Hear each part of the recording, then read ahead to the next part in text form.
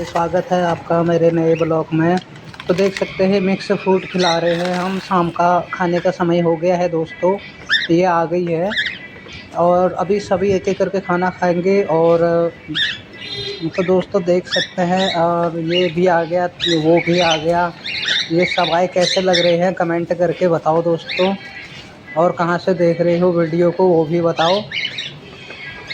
ठीक है दोस्तों, थैंक यू।